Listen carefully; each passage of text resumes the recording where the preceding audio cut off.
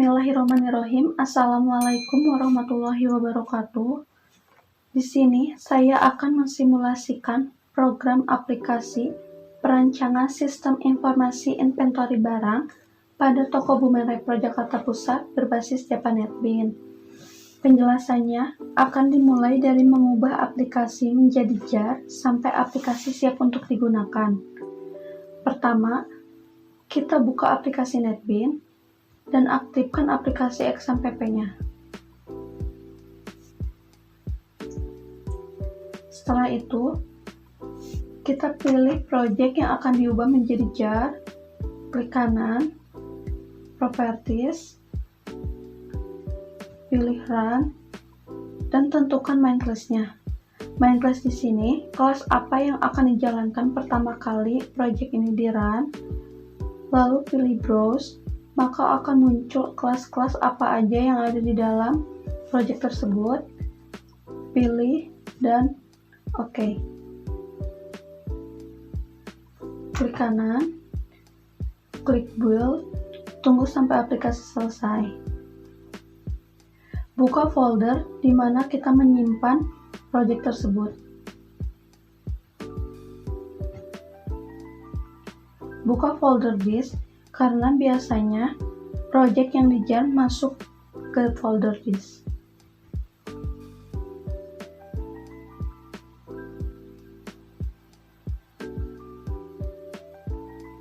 Ini merupakan tampilan halaman login aplikasi Bumen Repro sebelum masuk ke halaman menu utama. Halaman login terdiri dari username, password, dan hak akses. Hak akses tersendiri terdiri dari pemilik, kasir, dan persediaan.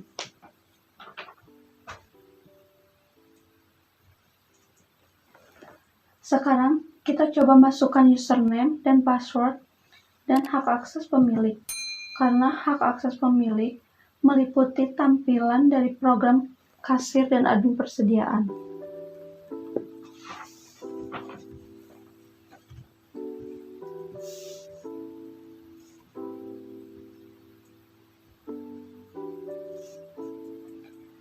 Dan ini merupakan tampilan halaman menu utama pada program aplikasi Bumen Repro. Terdapat menu bar barang, di mana pemilik dapat menginput atau menambah data stok barang.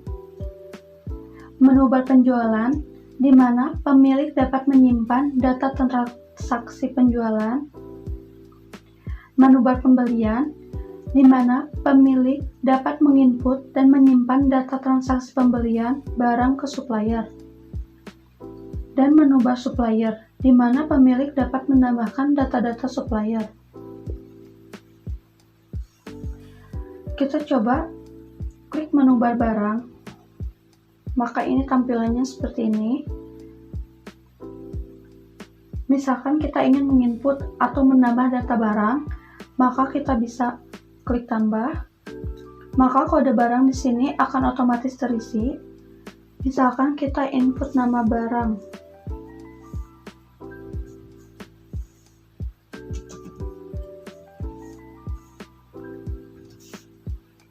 tentukan jenis barangnya termasuk ketinta, tentukan harga jualnya, misalkan 350.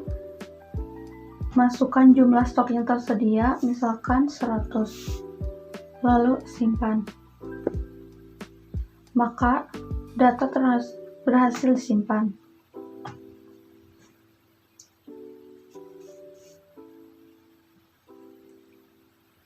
Pemilik dapat mengedit barang jika ada barang yang tidak sesuai. Kita klik barang, klik tombol edit. Misalkan harga jualnya kita ubah menjadi 330, maka klik simpan.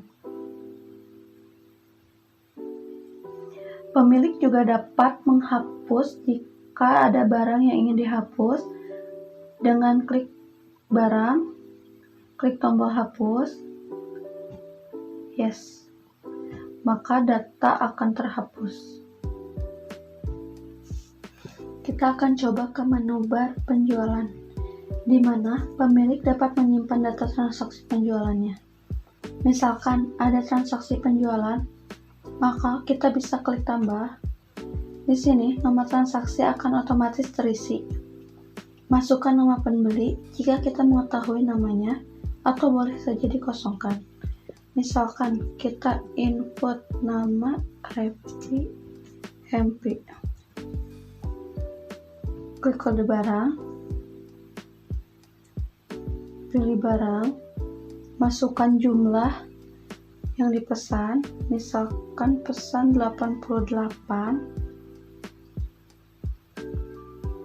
Klik tombol titik 3, maka otomatis muncul total yang harus dibayar. Masukkan jumlah pembayaran dari pelanggan, misalkan 15.000.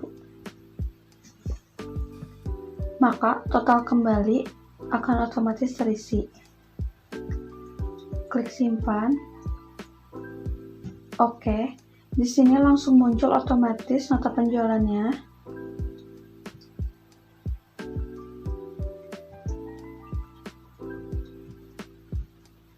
Selanjutnya kita akan ke menu bar pembelian. Misalkan kita akan order barang ke supplier. Kita klik tambah. Di sini sama, nomor transaksi akan otomatis terisi. Pilih supplier, misalkan engkau Acong. Klik kode barang. Misalkan kita order wallpaper. Harga belinya misalkan 100. Jumlah kita pesan 240.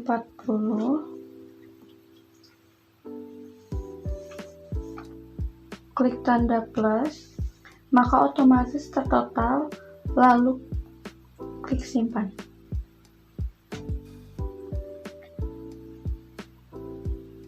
Klik OK, maka muncul nota pembelian.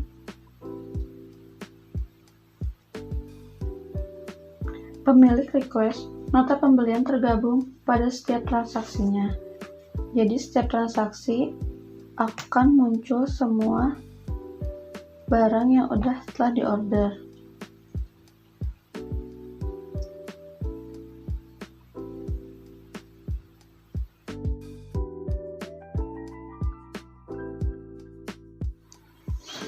Di sini juga akan dijelaskan menu bar supplier. Kita dapat menginput atau menambahkan data supplier baru, mengedit serta menghapus data supplier. Misalkan kita akan menginput data supplier baru. Kita bisa klik tambah. Di sini juga sama, kode supplier akan terisi otomatis. Kita masukkan nama supplier baru, misalkan Alea Adiviana. Masukkan alamat di Jalan Jasa Warga. Jangan lupa masukkan nomor teleponnya.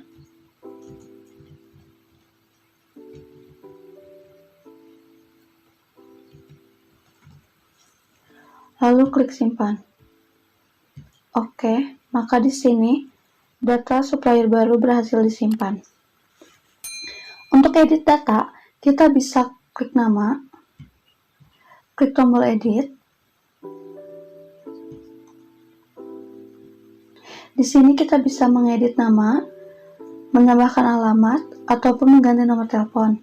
Misalkan kita akan menambahkan alamat Depok, Jawa Barat. Setelah selesai diedit, maka kita bisa klik simpan. Edit data berhasil.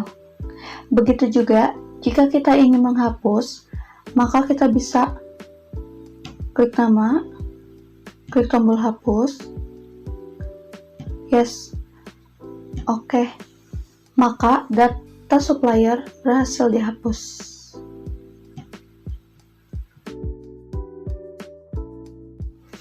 Kita juga akan menjelaskan menu bar supplier. Di sini, kita dapat menginput atau menambahkan data supplier baru atau mengedit serta menghapus data supplier. Misalkan, kita ingin menambahkan data supplier. Kita bisa klik tambah. Di sini juga sama, kode supplier akan terisi otomatis.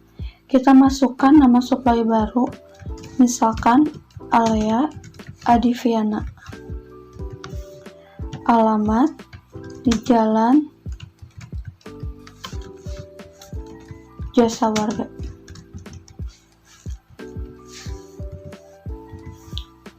Masukkan nomor teleponnya.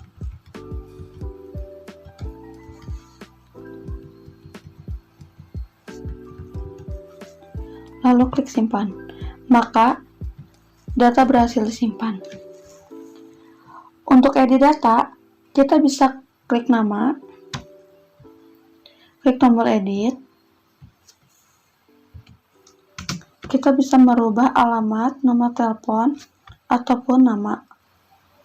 Kita tambahkan alamat lebih jelas, Depok, Jawa Barat. Setelah selesai, kita bisa klik simpan, maka edit data berhasil. Begitu juga, jika kita ingin menghapus data, kita bisa klik nama, pilih tombol hapus, yes, data terhapus. Pada aplikasi juga terdapat menu bar laporan, guna untuk mencetak laporan yang diinginkan agar memudahkan dalam proses laporan dengan cepat, efisien, dan akurat. Terdapat beberapa pilihan, yaitu laporan barang, laporan pembelian, laporan penjualan, dan laporan supplier. Jika kita ingin mencetak data stok barang, maka kita bisa klik laporan, pilih barang, klik data barang, dan klik cetak. Di sini otomatis akan muncul laporan barang yang kita inginkan. Berikut tampilannya. Di sini ada kode barang, nama barang, jenis barang, harga jual, dan jumlah stok yang ada.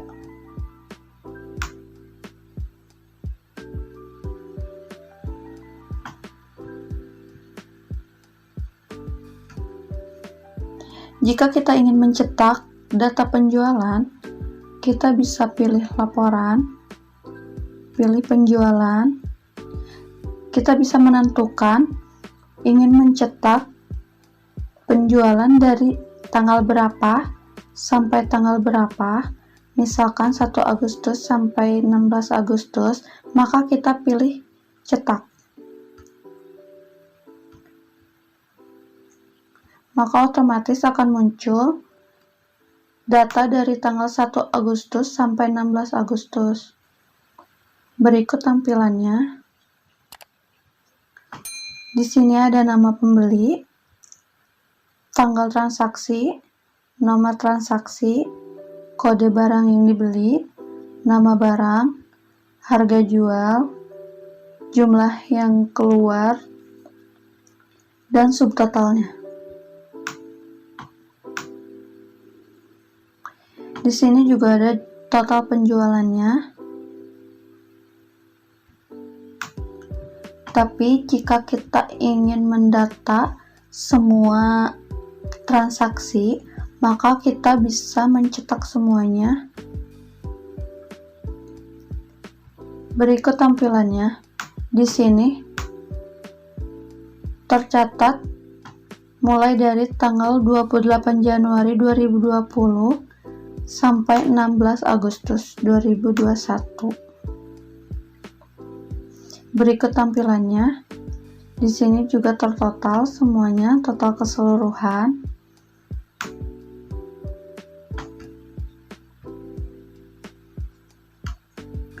Begitu juga jika kita ingin mencetak laporan pembelian ke supplier, maka kita bisa klik laporan. Kita pilih dari tanggal berapapun, misalkan kita tanggal 1 sampai 16 juga, lalu kita cetak semua. Di sini maka akan muncul laporan data beli barang. Berikut tampilannya. Di sini tercatat nama supplier, tanggal transaksi, nomor transaksi, kode barang, nama barang yang diorder, harga beli, jumlah barang yang diorder, berikut subtotalnya.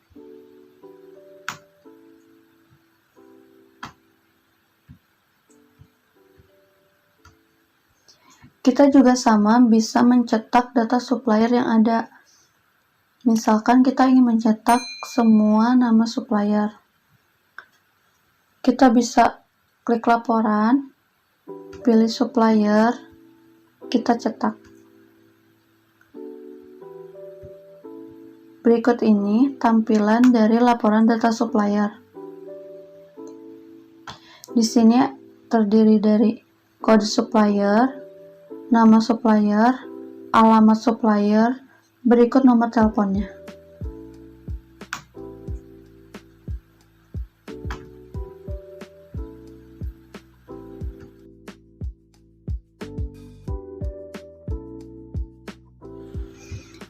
Di sini juga kita dapat menambahkan data pengguna.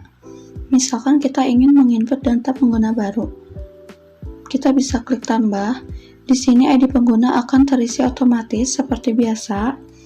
Kita masukkan username-nya. Kita misalkan nama.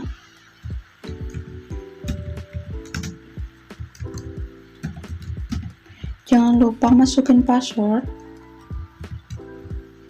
Kita tambah hak akses, misalkan persediaan. Maka, data pengguna baru berhasil disimpan. Di sini juga ada menu logout. Kita klik, maka akan kembali ke menu halaman login. Kita akan coba masuk ke halaman kasir. Kita input username, password, hak akses kasir. Kita bisa klik login. Berikut ini merupakan tampilan dari halaman kasir. Hanya tersedia penjualan dan laporan untuk penjualan serta supplier. Tampilannya sama seperti apa yang dijelaskan tadi. Hanya saja ruang lingkupnya lebih sedikit dibanding hak akses pemilik. Kita logout, kita coba masuk ke admin persediaan. Kita bisa masukkan username, password, dan hak akses persediaan. Kita coba login. Di sini tampilan dari admin penjualan hanya ada data penginputan barang, data pembelian ke supplier, dan data-data supplier. Termasuk laporan hanya barang, pembelian, dan supplier aja. Penjualan hanya tersedia di halaman kasir. Sekian dari apa yang bisa saya jelaskan mengenai program ini.